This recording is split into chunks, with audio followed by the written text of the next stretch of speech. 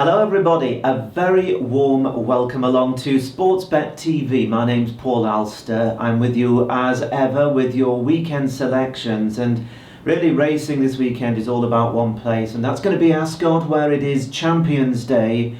Now, while the crowds aren't there and the situation is far from easy this year, with soft ground forecast, we're still going to have some outstanding racing, 6 brilliant events. And we've got selections for you in 4 of them, and we've been looking for the value as ever. There are some very strong favourites who are going to prove hard to beat, but it's the end of the year. Some horses get a little bit tired or over the top, or maybe the ground is too testing.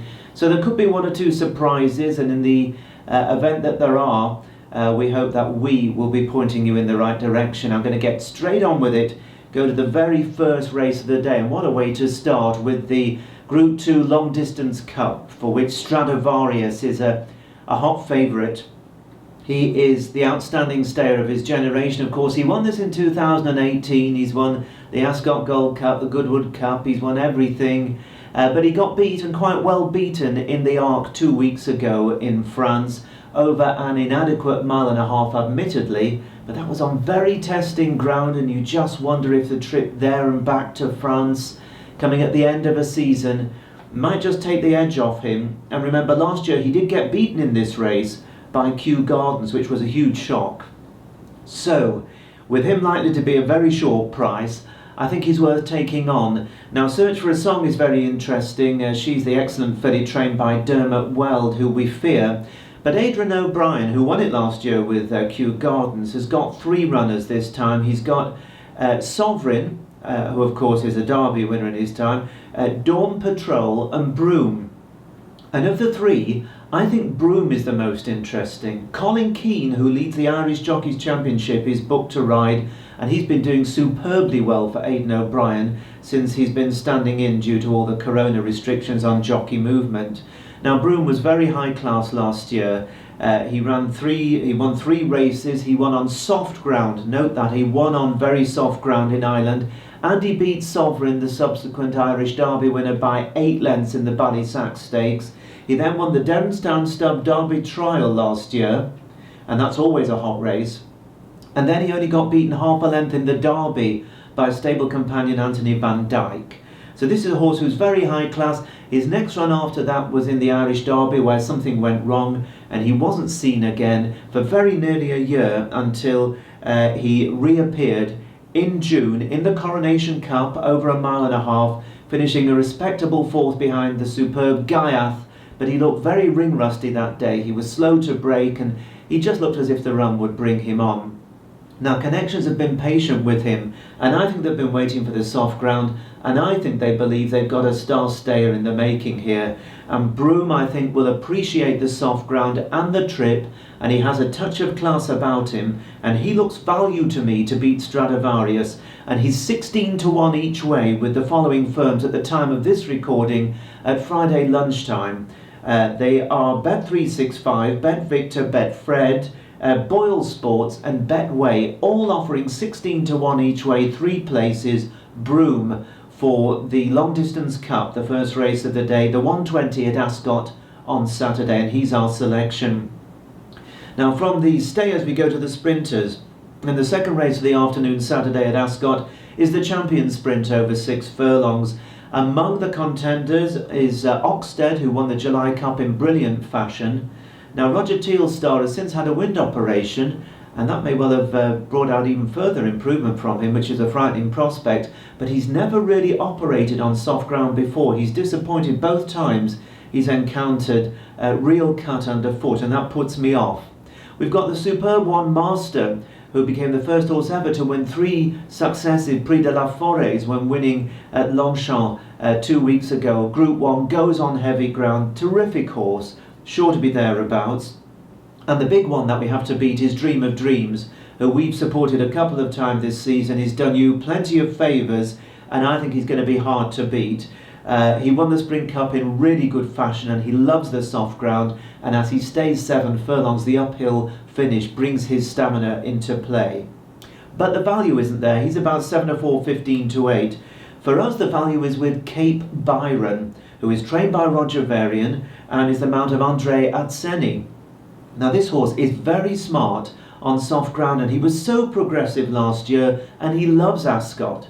He started last year winning the Victoria Cup over 7 furlongs, then he won the Wokingham Handicap at Royal Ascot over 6 furlongs course and distance, and then he did it again over course and distance last October, winning the Group 3 QELI Stakes easily on soft ground.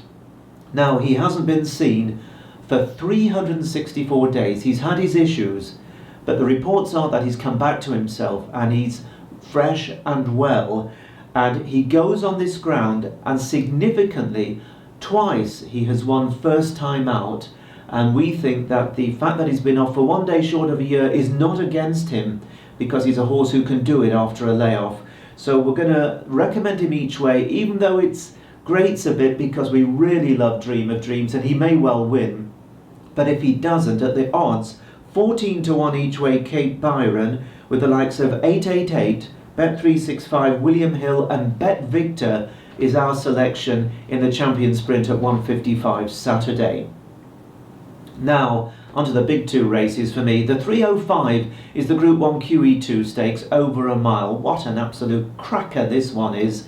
And well, once again, a hot favourite. This time Palace Pier for John Gosden. What a horse he's proved to be. He's unbeaten, and he's a horse who won the St James's Palace Stakes at Royal Ascot in great style, and then he ran away with the Prix Jacques Le Marois in France last time out on very soft ground, so the ground is no worry. The question really for him is whether he can just maintain the winning sequence. 4 to 6 is very short for a Group 1 against a lot of high-class horses. He may well win, but there's no value there. Now against him, the French star, the Revenant, is very interesting. He'll love the ground.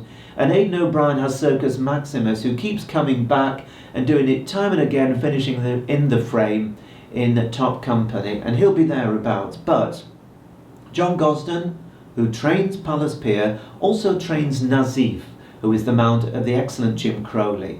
Now if you've been following us all summer, you'll know what great favours Nazif has done us a couple of times. She's been an absolute wonder horse for us, but we deserted her last time out and we went with Half Light to win the Sun Chariot Stakes. Half Light ran a wonderful race, but guess who came and beat her? None other than Nazif did it, and she proved for the first time that she really handles heavy ground. So she just is a remarkable filly who keeps getting better and better, and she does handle this surface. Now the significant thing is that her 2 defeats this season both came over 1.25 miles.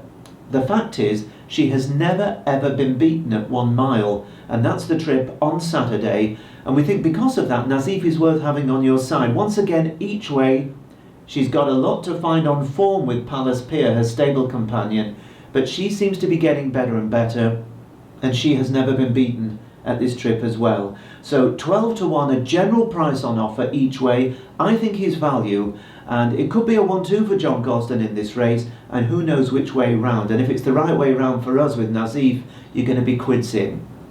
And then to the big race really, the very biggest race on a great day's racing. At 3:40, the Group 1 Champion Stakes, for me one of the most exciting races every year. It's over 1.25 miles, and it brings together the best 10 furlong horses. You throw in there some of the best milers or 9 furlong horses stepping up, and some who are really classy at 1.5 miles stepping back. And in this soft ground, stamina is going to be key. Now the favourite is Magical. What a wonderful, wonderful mare Magical is. She won this last year, remember. She won it in brave fashion, and she's been in great form since, winning over in Ireland last time out in fantastic fashion. She won't be easy to beat. Now against her, John Gosden has got 2 stars, not 1 but 2. He's got Mishriff, who love the surface, and the very high class Lord North as well. They are 2 terrific arrows to fire at this.